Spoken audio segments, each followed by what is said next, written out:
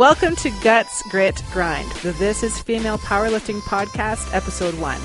In this episode, we revisit our origin story and talk about why we don't owe anyone pretty, and how spreading that message sparked the growth of an incredible community, but also sparked personal growth in each of us. And we try not to swear too much.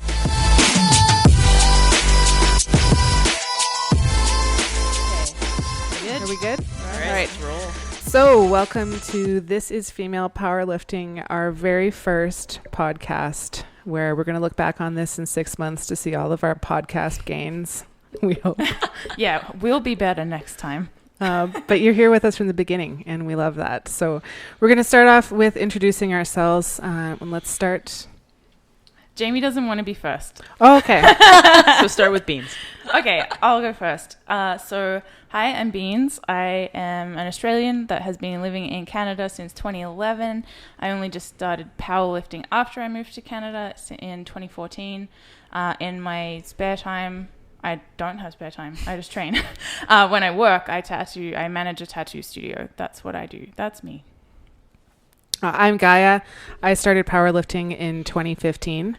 So I've been doing that for about a year and a half now. And I have a kid.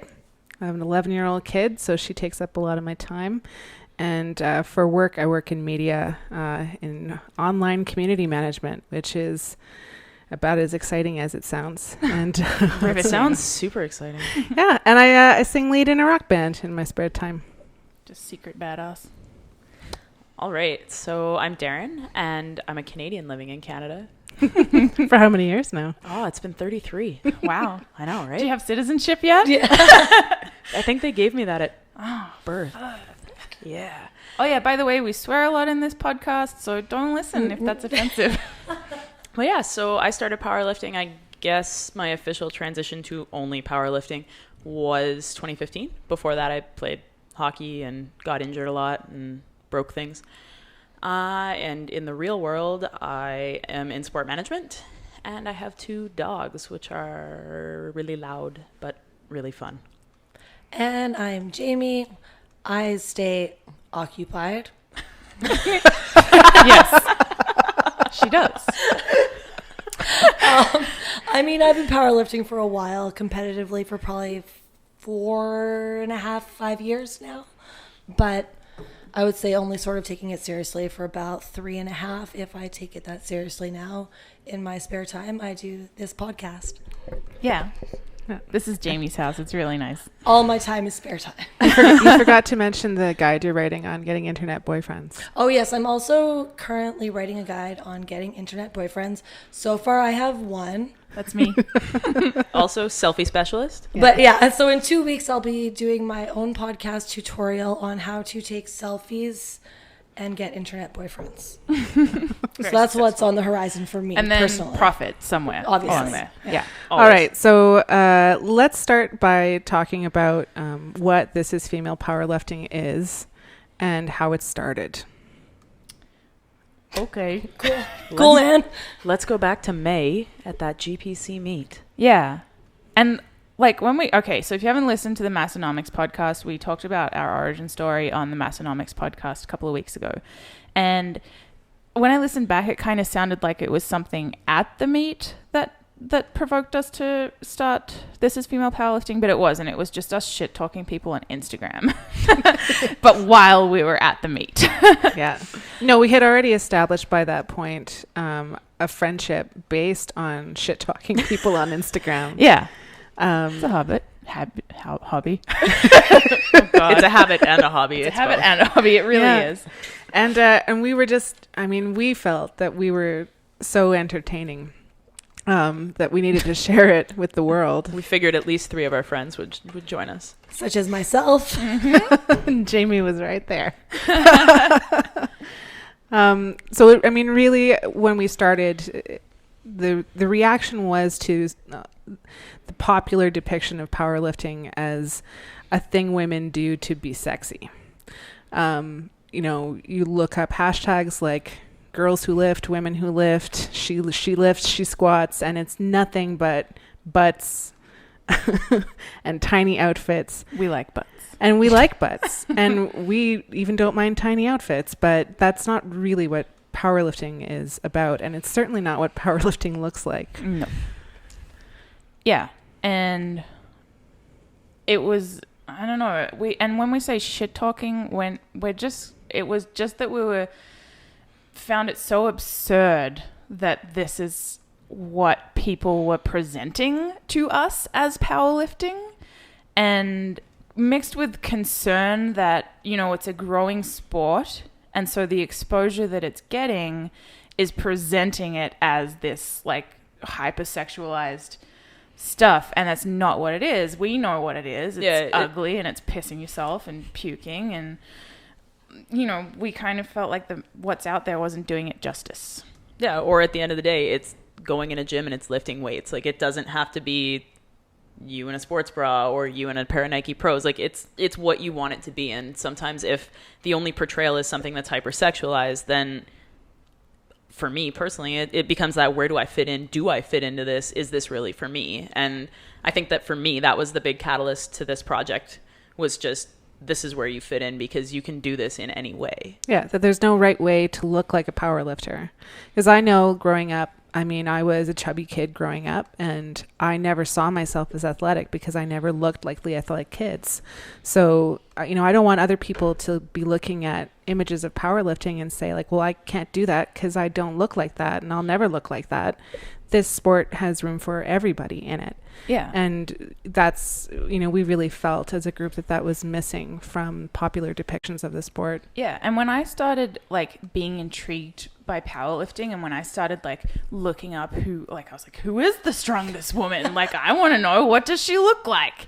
And, a lot of those women that I found didn't look like anything that I would particularly like to look like. Like, some of them look pretty extreme. And at first, because, I came from a place where I hadn't been powerlifting for a while, any of the fitness things that I was doing was because I hated my fat body and needed to get away from it.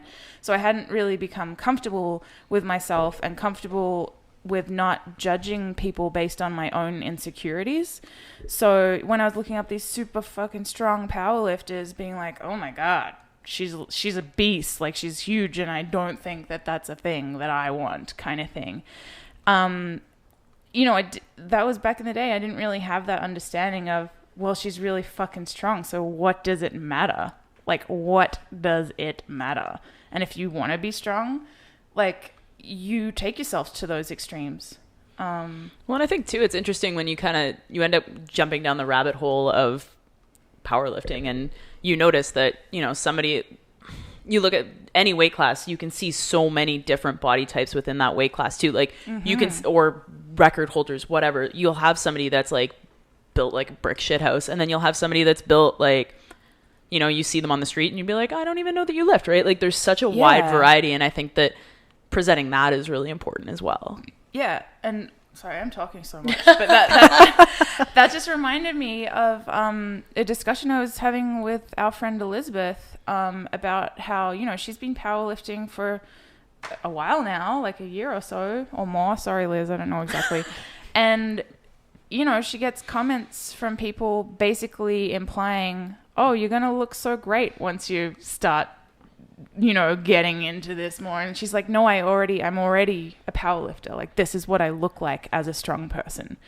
And just because you're not jacked doesn't mean that you're not strong. I keep having people insist to me that I've lost weight because that is clearly why I would be doing this, right? I mean, why would I do any kind of a fitness thing if it's not to get skinnier?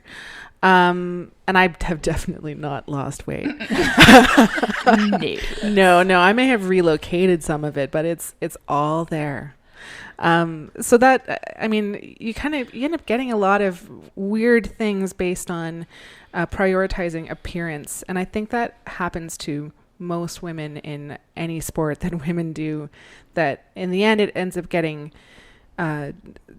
dismissed and boiled down to, well, what do you look like at the end of the day? Yeah, as if that's what makes the endeavor worthwhile. I've gotten even many guys who I respect in the lifting community, in the training community, whatever, will repost videos of me doing something and say, hey, look, this girl can deadlift 450 pounds, but she doesn't look like a man. Like, I give a fuck if I'm deadlifting 450 pounds, what I look like while I'm doing it. And that's sort of why I got involved with these ladies, because they actually care about what you can do, not necessarily what you look like doing it. Yeah, and getting the like +5 bonus points because you managed to do something heavy and still give someone a boner. And Yeah. let's be what the realistic. fuck? Nobody's getting a boner from my deadlift. Yeah, I no. fucking hope I don't know, not. Jamie. I think there's probably someone on Instagram right now getting a boner Well, from this one of is your on deadlifts. YouTube, so Someone is going to send you a wet eggplant. Instagram boyfriends. But so I Report mean, back. when we started this, it was really like kind of sharing jokes between friends, where we were sending each other the ugliest screenshots from our lifts, where we looked the most like Grumpy Cat or Jabba the Hutt, or like a human tomato face, and then we thought, like, this is great, we have to put this online, and we started sharing that stuff, and that was kind of just the little seed that started what this is. And then it really started to grow, and it's evolved already into something that is bigger than we thought it would be, but 100%. I think kind of what we hoped it might become, which is Yeah. really exciting. So let's talk a little bit about that evolution and how that kind of started. That's the thing. Like, it's funny when I look back to the beginning of our Instagram feed, just because it's obviously a lot more photos of us, but they're all just like the comical, as funny as possible. I look ridiculous. And then as we started to gain followers, you can see it was kind of like, oh, we should maybe make these a little more meaning. And yeah, I don't necessarily think that we were like, wow, we need to be meaningful now, but it just kind of organically went that way. And I feel like we started feeling empowered. Yeah, I think that's exactly what happened. I think somebody needs to be an ambassador for the sport, and if that is us, then fuck yeah. Yep. Down. yeah, Sorry, guys, it's us. Too late. I legit felt empowered by it. And now that I look back, I'm like, yeah, that's a thing. That's where a mind shift changed for me. And we thought that we were putting that out on the world, but I think it was coming from inside us from those discussions, and it's slowly leaking out there. it took away a lot of the self-consciousness of what I look like in the bottom of a squat or at the top of a deadlift or anywhere, right? Like, it's like when you can share it with your closest friends and they can just laugh along with you because they know exactly what it's like. Yeah. And then you start sharing it with the world, and the world says, yeah, I know what that's like. There are definitely videos that I've had the mental fortitude to post since starting this project with you guys that I would not have posted before, because I felt like I looked too ugly in them. I mean, just straight up couldn't stand how I looked in them. Didn't matter what I was moving or how well I was moving it.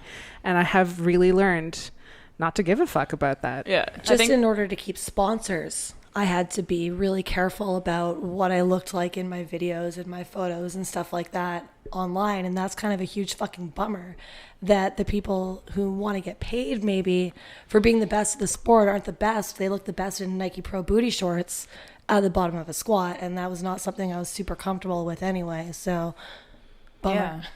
And often the people that are the best they don't fit the look. Yeah.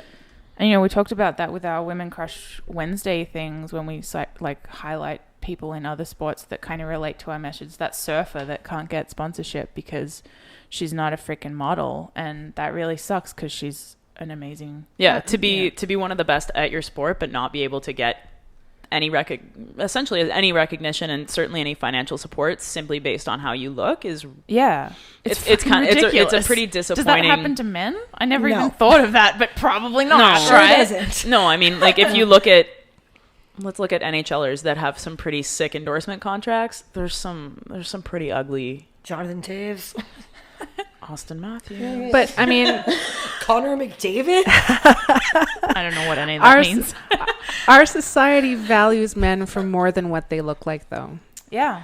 And that's just straight up what it is. And so it's not difficult for people to see value in a man when he has talent and ability and power, social or otherwise. I mean, it's easy to see how to admire that person.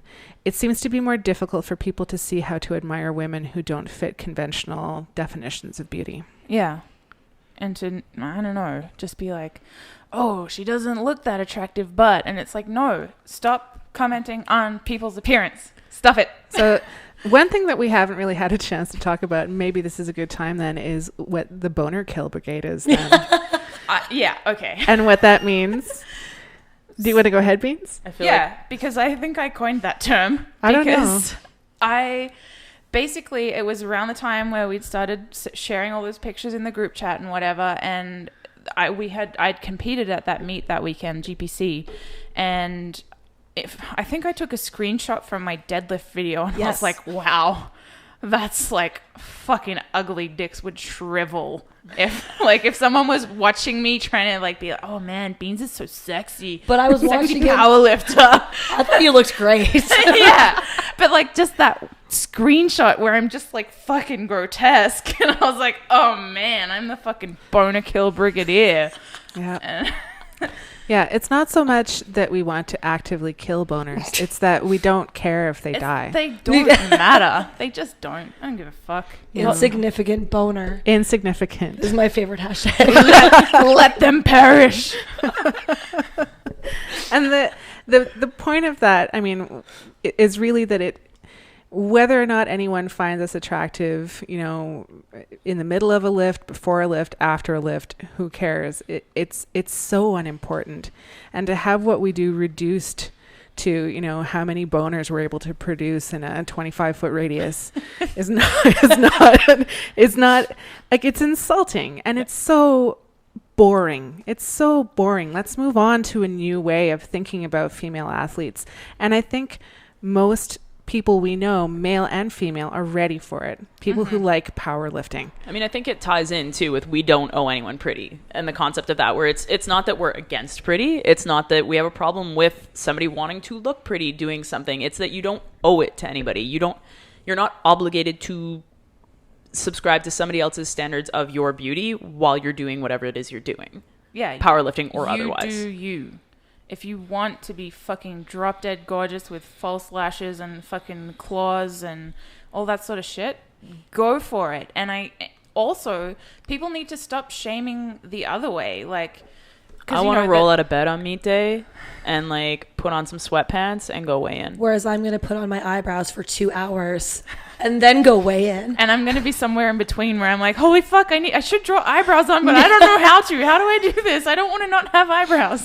But yeah, but you're right, though. We diminish women for not looking hot enough, but then we also diminish women for taking too much care with their appearance on meet day. Like, why has she got her hair done? Why has she done her makeup? Because that makes her feel like a fucking warrior. Yeah. So, like, it's war paint sometimes. We all have our rituals. We all have our things that make us feel powerful. And if yours is false lashes, then, like, fucking do it up. Yeah.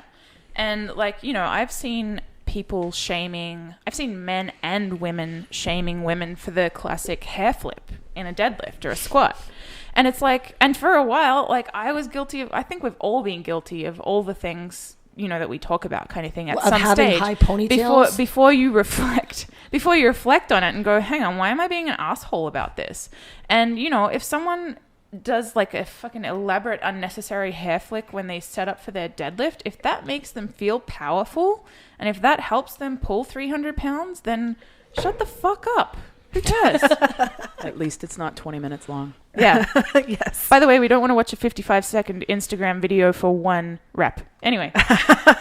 That's another topic. Yeah. We're going to talk about like video pet peeves another time. But this does bring us to kind of what ended up happening, because it started off kind of like as a little joke, and then it started meaning more to us. But then it started becoming evident that we were gathering followers who weren't just people who we immediately knew, and that there were people from all over North America, all over the world, who also felt that there's something missing from the messages around female powerlifting. And it's hard to describe. And if you're listening, you're part of the TIFPL community. And absolutely. We are floored and excited and happy and just over the moon every day about the people that you are, because we may have founded this movement on bitchery, but you guys are the nicest people. You get so stoked for like huge lifts from experienced lifters, and then the next minute you are just peppering a brand new lifter with, you know, who's hitting a 200-pound squat for the first time, with encouragement and comments and being totally stoked for their progress too. Let's talk about our community. It's pretty amazing. Like the amount of interaction we get. I noticed that all you guys all follow each other. So when we repost someone, there's like 10 people that are like, that's my girl kind of thing. Like everyone's really supportive. Yeah. We started writing our manifesto posts and you guys read every word. You read it all. Mm-hmm. That's awesome. No one reads shit on Instagram. It's funny. I've seen girls who I've coached in the past from across the world who both suddenly follow This Is Female Powerlifting. They're like, oh, Jaime, you're involved in this? Thanks for coaching me 2 years ago. I'm like, yeah, no problem, girls. There's a page for you now, too. Like, everybody's been waiting and waiting for something like this. So it's just super exciting, I think, for females in sports in general. Yeah, and I think that, especially once we crossed kind of even 50 followers, I'm going to be totally honest. Once we crossed even 50 and we were outside of, like, our gym, I was like, wow, there's actually people out there that this message resonates with. And then seeing the engagement, like seeing how many comments we get and just the type of comments that we get, it's in a way it made me feel bad for some of the shitbag comments that we were making in private before we kind of like expanded our horizons. Yeah. But no, it's been a really eye-opening experience for me that way too, where you're like, wow, people care and people are willing to share their care with all these other essentially strangers on the internet to celebrate their accomplishments in lifting, which is really cool. It's resonating, like Gaia said, with people that aren't even powerlifters, and that's great.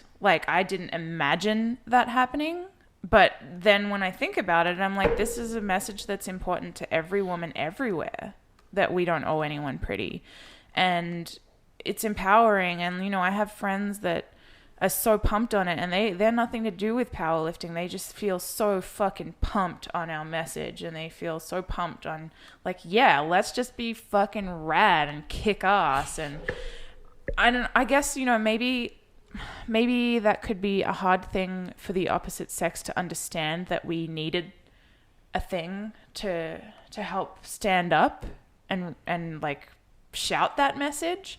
But you haven't lived as a woman, so you kind of don't get to comment on that at all. I actually think a lot of men do get it, though. I mean, Tyler from Massonomics is a great example of, like, he just understood. And the thing is, if, like, I love Tyler, but I said, if a bunch of meatheads can understand what the fuck we're about, it can't be that hard of a concept to grasp. Not even just meatheads. Like, my best friend, Robbie, my training partner, he's a super hot, like, regular hot dude who, you wouldn't expect to be like, fuck yeah, girls lifting is super attractive.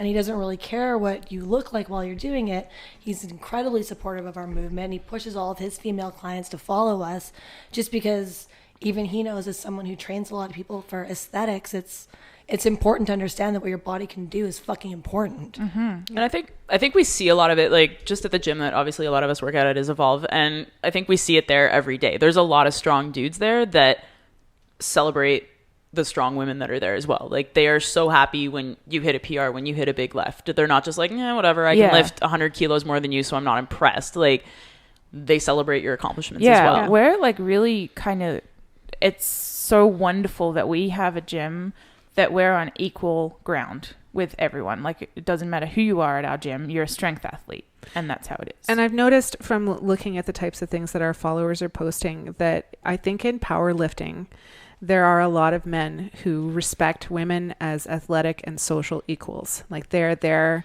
to spot us. They're there to hold the boards for us and boards presses. They're not going to like swoop in and unrack our shit and put it away when we're taking a break. Yeah. Like get off my ER rack. And like the men who are involved in powerlifting and who love this sport, this community is as much for them in a lot of ways, because I think most of them realize that because something is pro-woman, it doesn't mean it's anti-man. And this is really fundamentally a community that's about loving powerlifting. Yeah, it's not, this is female powerlifting to the exclusion of men. It's like, this is female powerlifting. Like, we also powerlift. Yeah. Hi. Pretty strong. I'm saying. For a girl. Girl. Pretty strong for a girl. Story of my life. But Yeah, I was just kind of thinking about that today because in the industry that I used to work in, body piercing, there's been some shit come up about the mistreatment of women and, voices not being heard and all this sort of stuff. And I kind of was thinking to myself, I was like, does that happen in powerlifting? Like, is that a thing? Like, I've not really heard of that many shitbag stories in powerlifting. Like, I know it doesn't not happen, but in general, powerlifting seems to be a pretty mutually respectful sport between the sexes. I've found as a coach, it's very different than it is as an athlete. Yeah. I mean, as somebody who's been training people for 5+ years, it's my career, it's my job, I'll still have some dude who's done one meet comment on a video of one of my clients like, how many times have you even competed? What the fuck do you care? People pay me money because I'm good at my job, not because I'm a woman or a man, which unfortunately I run into a lot with male coaches commenting on things that female coaches do as if we have no idea what we're doing just because we're girls. Yeah. I think that we're fairly privileged to work out at a place like Evolve, where I do think that we're very much on equal footing. But I think that even when you step into other gyms in the city, particularly some of the World Health commercial type gyms. Yeah, those places. Commercial was the word I was looking for, but I just had one specific one stuck in my head. So weird. But it was like, I feel like the environment there can be a lot different, where a lot of people like to bro down, and when a woman steps onto the playing field, it's kind of like, oh well, let's see if she can bicep curl those 5-pound weights. And I'm going to be honest with you, working out in a commercial gym, I've had a lot of dudes have what the fuck moments when they see me lift. They don't realize that a female could actually lift that way, and after a few initial like, ew, ugh, gross, you know what I mean, 3 or 4 times later when they see me working out, they come over and they're like, holy fuck, you are strong, and they're impressed by it. They just aren't used to seeing it. So I mean, trying to find a way to bring that more to the masses, that we can do shit that's fucking cool. Yeah, it's better for everybody. Well, I remember a couple weeks ago, Molly KM on Instagram had posted a video where there's a bunch of younger like bro dudes in the background, and she's all pissed off because she was like, yeah, load 5 fucking plates, and she does a awesome deadlift, and it was about like the haters in the background thinking that she can't lift it, or various other things that probably go through the minds of assholes, right? And I think that's the reality for a lot of female lifters lifting in different places. And I think that that's something that's important to recognize too, is that a community like this and a project like this is required because those are things that still happen. Yeah. Yeah. Well, and then they happen in real time, but then they also happen online. And that, I mean, there's one of our followers posted a really great fail video today.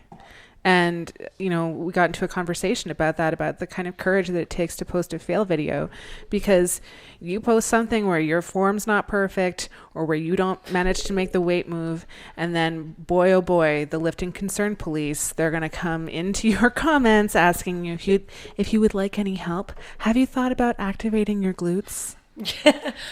Do you do any, I don't know, like, you need to do some more hip thrusts. Yeah, you need some more glute bridges. Definitely need hip thrusts. Yeah. Oh, yes. Yeah. I thought I had a really good video of me failing on a big, huge deadlift. And I was like, don't worry, guys. I've got a little bit of background research for this. Let's check it out. And then I reread the comments on it, and they're like, oh, booty still looks good, though. Damn, girl, you're such a babe. Don't worry. Like, no, I was trying to fucking lift 475 pounds, and I dropped it, and I cried. Yeah. You know what I mean? Like, I'm not looking for you to tell me that I look cute. Yeah, and you, like, a fellow lifter can be empathetic to that, but someone else is just, like, I guess not even understanding the whole concept, because I get that all the time. Even when I purposefully post those, like, super ugly screenshots of myself, or on my IG story sometimes just for shits, I'll make disgusting selfies and stuff like that. And people, for some reason, still seem to find the need to tell me that you're still cute, or, Don't worry. Well, that comes back to this idea that, our main purpose as women in this world is to provide pleasant scenery. Yeah. And like, guys, so it's okay if you fail at any other given thing, as long as you are fulfilling your main purpose You still looked good. of being good to look at. Yeah. And I think that some people don't get the concept that when I post a super ugly selfie on purpose, it's because we're celebrating a super ugly selfie. It's not because I'm looking for, but you're still gorgeous. Like no. I'll post a good. I know the kind of selfies to post. Yeah, I know when I look gorgeous. I have some A+ selfies. Yeah, but they are not my lifting videos, and it's okay to be both. Yeah, for sure. Yeah, it's not like a one or the other all the time forever. You can have a cute selfie. You can also have a fucking badass deadlift. Sometimes they're mutually exclusive. Sometimes they're not. Like, these things can be anything. And like I haven't done it much in the recent past, but definitely if you go back like to last year and the year before on my Instagram, I post so many gratuitous butt pictures. Like, I have a good fucking butt. And it's true. Sometimes I wouldn't know because I definitely haven't scrolled that far back. I know when I get a like from 62 weeks ago to check out pictures off of under your my butt. pillow. But yeah, the thing is, like, yeah, I love my butt and I love posting pictures of my butt on the internet. But I do not write 5 paragraphs underneath about how powerlifting has changed my life, because that has nothing to do with my fucking butt selfie. Like, my butt selfie is because, hey, check out my cool butt. Not like, I do deadlifts and that justifies me posting myself half naked on the internet. Well, like, powerlifting changed my life because it made me realize I didn't have to post myself half naked on the internet for people to take notice to things that I was doing. Yeah. Well, and I mean, I don't think any of us...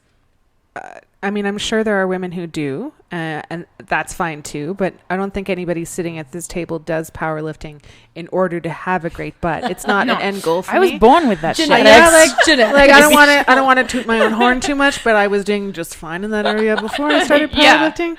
I also want to point out too that not every powerlifter, and there are some strong as fuck powerlifters out there who they don't have a juicy booty. They don't have that body type.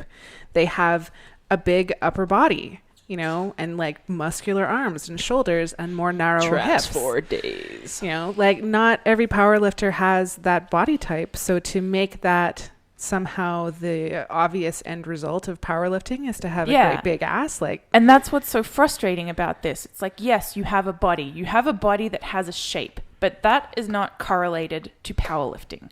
So don't post about, post whatever you want, but like, you don't get a juicy peach. That's the most disgusting term ever, by the way, by powerlifting. Like, so juicy. Like, thank God for the new emoji. Stop it. Changed my life. It's just so frustrating that, like, why is there an imagery associated with the sport? Why is there a body type? Why is there this thick thighs, big butt, little waist, shoulder caps, all this sort of shit? And it's like, I don't have any of that. And when I look at, I got a great butt, but as mentioned, great butt. Have we talked about my butt yet? So not enough. Anyway, I mean, reality is you can take 10 72 kilo lifters and they will all look different. Yes, and that is the beauty of the sport. And when we're sort of hashtagging and associating certain aesthetics to the sport, it's making, like, me as someone who's been here since 2013, 2014, before it was all over Instagram like the way that it is, for me to kind of come across all these posts of all these lifters that are super fucking strong and they're tiny because they're 5'2", and so they're really good at deadlifting and squatting, and they have these huge quads and they just look jacked, and this is what's being showcased. I look at that and I'm like, well, I'm never going to be tiny with giant chicken drumstick legs, and it's just never going to be a thing for me. And then all of a sudden I started feeling shitty about myself, and it's like, excuse me, I can still fucking squat 300 pounds. Which sucks about a weight class sport. I mean, look at every fucking tennis player from the past 4 decades and look at Serena Williams, greatest of all time. Her body looks a fucking lot more like mine than it does like a Victoria's Secret model, and it turns out she's the best at her sport.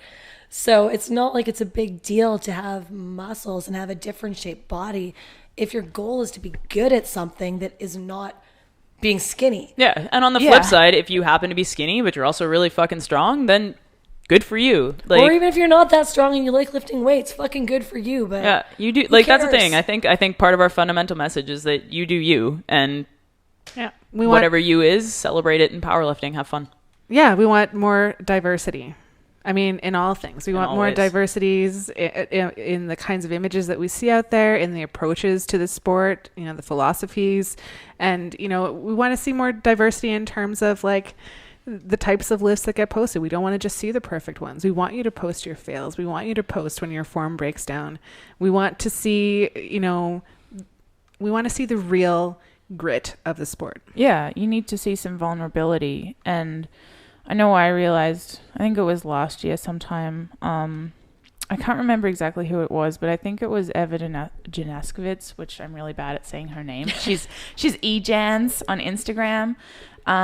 But it was a while ago, and she kind of posted up a video. I think it was of a fail, and that she just wasn't feeling great about stuff. And, she's this chick that I've just fucking idolized. And, you kind of sometimes forget that even the best are vulnerable sometimes. And it takes a lot for them to post that stuff up. But when they do, you're like, man, I don't feel so miserable about all those deadlifts I failed now, because turns out that that happens to everyone. Yeah, not putting a wall up, I guess, is something, that I need to do more of. I try and post some fails, which I have a lot of lately since I just got off crutches. But, it's hard to not want to be a badass bitch when you're in this sport or this industry that really only celebrates if you are inhumanely strong or if you look like a women's physique competitor. Yeah. And so for me, being on in recovery right now and not being able to do sometimes even 50% of what I've been able to do, I don't want to post anything. I'm embarrassed about myself for not being the best and also not looking the hottest. So what do I have to offer at this point? I get embarrassed about a deload week. I don't even want to be seen at the gym because deload year for me. I think what we've really kind of shown too is that there's this strength in vulnerability, and I think particularly in the social media era, what people post and what people present themselves as is the best of everything. You're not going to post, a lot of people post a lot of mundane shit, but in general, it's all like, oh, here's my cool date, and here's you're posting all the best ofs of your life. Yeah. And it's really difficult to take that step back and be like, I'm trying to be my best, but today I kind of fucked it up, and here's my, rehab of this shitty injury that I had, and life kind of sucks sometimes. And I think that seeing people post those kind of things and that kind of realness, there's a real vulnerability in posting it, but I think that's where the engagement comes from too. And that's just, it brings a community together. There's strength in sharing that too. Yeah, absolutely. So I have an idea, and maybe you guys would be open to this, but so we've already found a lot of empowerment in posting our ugly faces and our ugly expressions when we lift in ugly ways. But what if we all make a commitment next time we fail a lift on video that we're going to post that? I will fail on my next lift. So I'll be first. Okay. At Jamie Crewman, if you can spell that. Because I will make a commitment to you guys that next time I have a horrible, horrible form breakdown that makes me spiral into existential crisis. Okay. That instead of just... That's the one we're posting. Yeah. That I will actually post it in public. But if any assholes come into my comments, I need you all to swoop in. Oh, yeah. Send out the bat signal. The bat signal. Yeah. It's a butt. And that is... Is it a peach emoji? Yeah. That is I think that's already taken. The TIFPL. What was the one we came up with last week? Which ugly on Facebook there was is one? It just like a uterus? Do we have a uterus emoji yet? A uterus bat signal. But yeah, the verbally beating down any assholes in your comments, that is a service that TIFPL just provides. Call us. Tag so us, just we'll alert us if you need us, and we will be there with all the swear words. And sarcasm. Yeah. Yeah, and if they give us a total, we'll work out their wilks, make them cry. Or probably just beat their totals ourselves, because fuck dudes. All right, so we actually, speaking of vulnerability, we all have a meet coming up. Oh, yeah. Not me. Well, 3 of the 4 ain't bad. Yeah. We do. Yeah. Darron, Beans, and I, Gaia, we are all competing at the same meet. Beans and I are in the same weight class. Competing directly against each other. Direct competition. And I guess I can start then. I didn't want to be in that weight class. I this meet was this thing that I had built up in my head as this huge thing, because it's my first meet in the IPF affiliated federation since 2014. So I was like, I'm going to come in there and I'm going to be in the 84 class, and I have all these goals. I'm going to challenge the provincial squat record. I'm going to fucking throw down, get a 400 kilo total, all this sort of stuff, just all this expectation for myself. And, then life stress got in the way. Nutella? No, not even. I was doing okay on my cut, but then fucking work just blew up, and I had to decide between my sanity and my diet. And I decided on my diet because that's more important. And then my work stress got so bad that I couldn't even show up to the gym to train because I was so fucking depressed and didn't like being a human anymore. So for the last 3 or 4 weeks, I've trained once or twice a week in the lead up. Like, we are 2 weeks out from my meet. And so all my hopes and dreams are down the drain about it. And I was feeling really down about it. Like, I didn't even want to say, but like the other week when you did those fucking amazing squats, I was devastated because I was like, I was so happy for your progress, but I was just like, fuck, like I can't even squat 300 pounds right now. I feel like that every time I look at your deadlifts. My deadlifts suck as well. They don't like, suck. I literally, compared to what? I literally have the same numbers that I had a year ago. And compared to what is such an important question always when we're like, wow, I suck. Compared to what? Like, what is, like, and even if it's compared to like the median squat that every person in the world has, like, who gives a fuck? It's, climb your own hill, right? Thank you, Ryan. Climb your hill. So basically, when I was wanting like a 25 kilo meet PR for my total, I'll probably be getting a 10 kilo meet PR, maybe. Wow, sounds actually awesome to me. Wait, yeah, right? And it's just that fucking mental game where you're like you have things built up. Satisfied with that. You have things built up that they're going to be a certain way, and then it's really hard to adjust if you get too attached to having a certain outcome. Yeah. And so what I have learned about myself and what has been really valuable in this is, why was I placing so much importance on that? Because this is just a local meet. It's nothing really. And to really evaluate when you're placing an incredible importance on a meet, why are you placing that there? Like, why is it important for you to perform that well at that meet? And so I've been able to go through this process where I've been able to think about, like, what would happen if I really sucked at this meet? And, like, nothing would happen. I still would have got on the platform. I still would have made a total. I still would have got experience having a meet.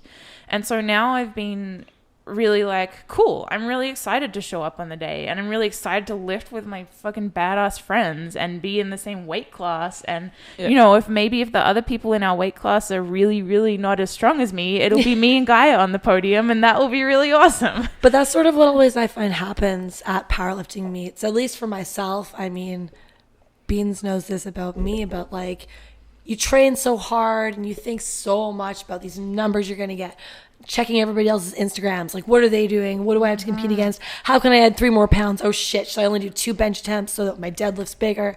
But then we get there and we're sitting next to each other and I'm like, oh my God, am I going to pee while I'm deadlifting? And Beans is like, I don't know, I cried for my squat. And like, we don't care. We just we want each other to do well. We're like, fucking beat me.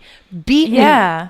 Well, I think to, like, one of the things that I thought a lot about after my last meet too is that the reality is, let's say you compete 3, maybe 4 times a year. There's 365 days in a year. There's 361 days of the year that you are not competing, that you're just in the gym doing these lifts. And then we place, and I mean, it's understandable you place a lot of emphasis on those 4 days because there's only 4 of them. But at the same time, all the work goes in the other 361. Like, at the end of the day, Power Surge will happen. We'll either be good or we'll be shitty or something in between. And then a week after a deload, we'll be back in doing the same shit that we were doing before Power Surge. Yeah, working towards more important goals as well. Yeah, like there's always going to be another goal. There's always, you hit a 300-pound squat. Cool. But then you're going to want a 315. Like, that's the reality of being in a sport and being in it long term. There's always more goals. Yeah. And there's always time to achieve them. And really, the next goal is just 2.5 kilos more. Yeah. That's it. That's what it comes down to. Like, I've been thinking a lot too about how, because how you're always encouraged to make the SMART goals. and like the specific, measurable, achievable. Mm-hmm. I think forget the rest. time bound is in there, and it's the time bound that I've actually been thinking a lot about lately, especially as it relates to powerlifting. Because let's say you're like, I want the 300-pound squat, and I'm going to do it at Power Surge. Okay, so I have a great training cycle. Let's say, because for me personally, I've been super happy with this training cycle. Mm-hmm. I am probably not at a 300-pound squat yet. Maybe I am, maybe I'm not. But if I'm not there, does that then eradicate all of that and make me a shitty human? And I'm like, no, it doesn't. I'm like, I created a really shitty timeline for this, and I can't control the timeline anyway. Yeah, and you can't. And even if it was a good timeline, you can't control life circumstances. Yeah, well, and that's the thing that I'm trying to come to terms with. Yeah, I mean, I got in a car accident, and I'm still, Yeah, I'm still recovering from concussion. And my training has been going really well considering, but I really had built up in my mind that at Power Surge I was going to go for that provincial squat record. And it's a provincial record. Like, I mean, Yeah, big deal. it's nice, but, and having to make room in my head for the day to not go as well for me as I might hope. I'm having a really hard time with that because I really had decided, like, at Power Surge I will do this. And then life really decided to take, somebody else decided to take a really shitty left turn. literally. Yeah. Literally. So I don't know, I think that's super important to think about and to not put so much weight on meets over and above how we've been training in the gym. Yeah. I mean, at the end of the day, meet's shitty or it's not or whatever, you're still going back to the gym next week. And the things that happen in the gym are, in theory, what keep you in the sport. Yeah. I'm just looking forward to Power Surge now that I've come to peace with the fact that I'm not going to, reach all these extreme goals I had for myself. It's going to be a fucking rad day for us. Like, I'm really excited. Jamie's going to be there, right? I'm not even lifting. Yeah, but I'm not even handling.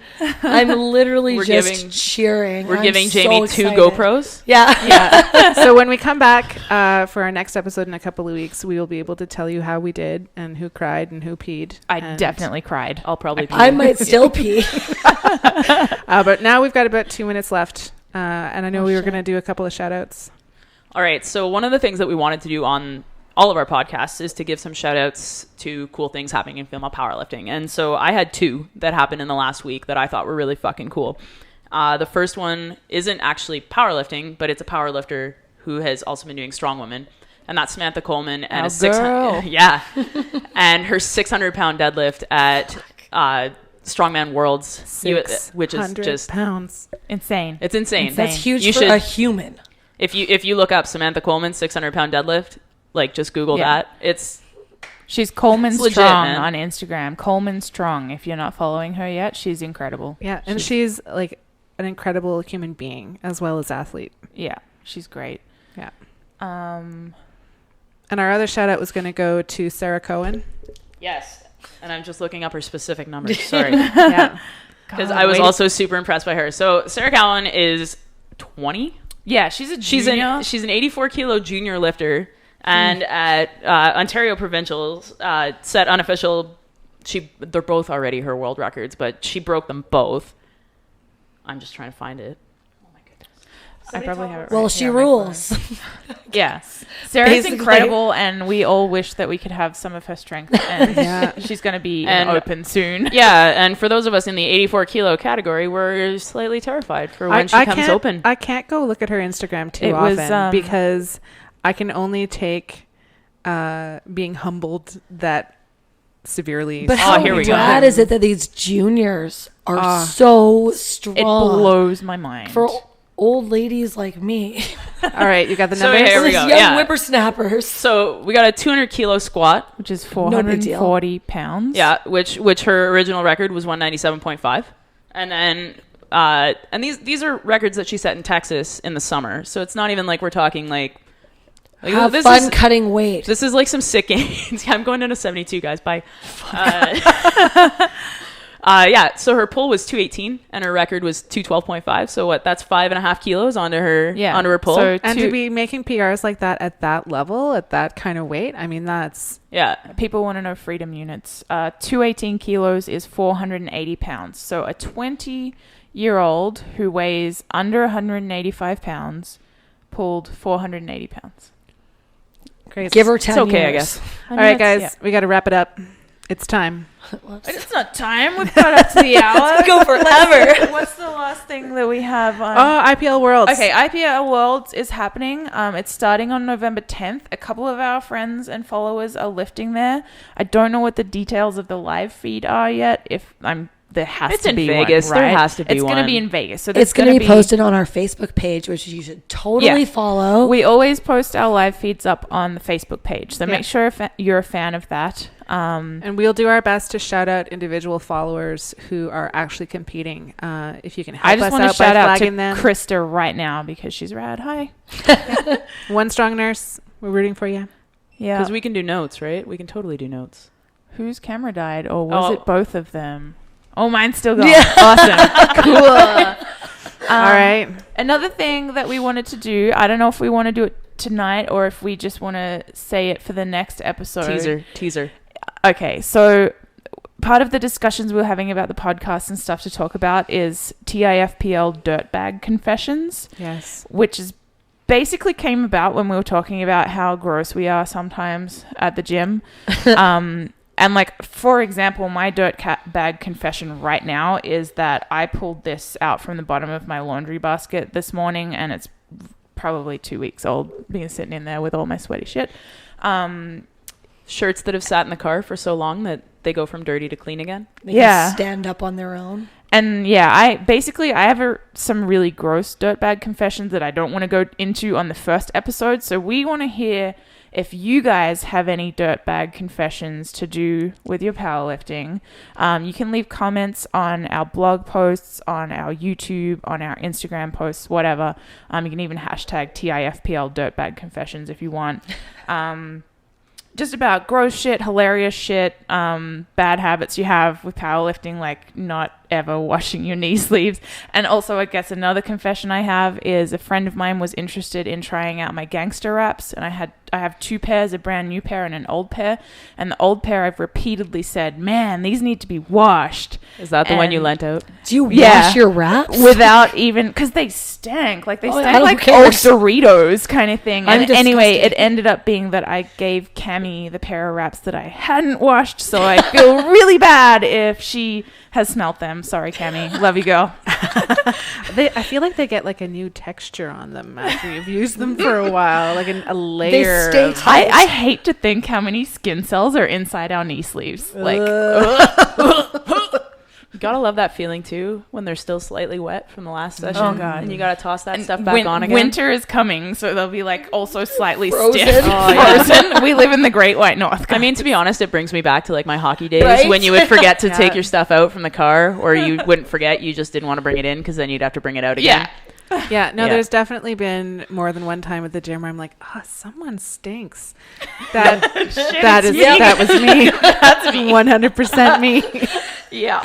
I tried to blame it on one of the like 17-year-old football players who work out there, but no, totally. At work, they stopped totally letting me keep my squat shoes in the staff room.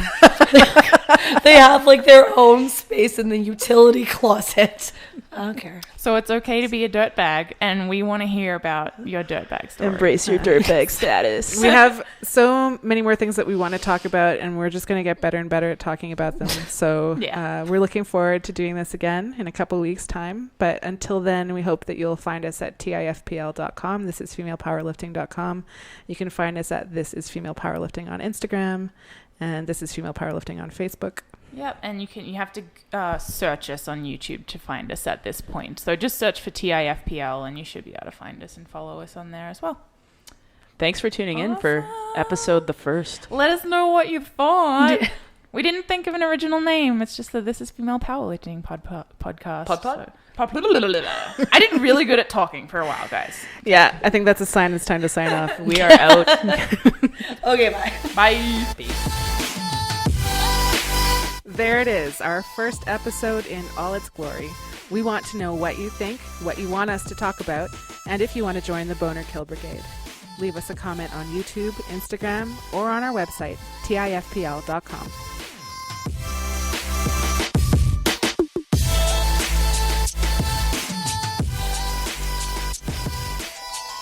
Yay! We did it. We did it. We talked a lot.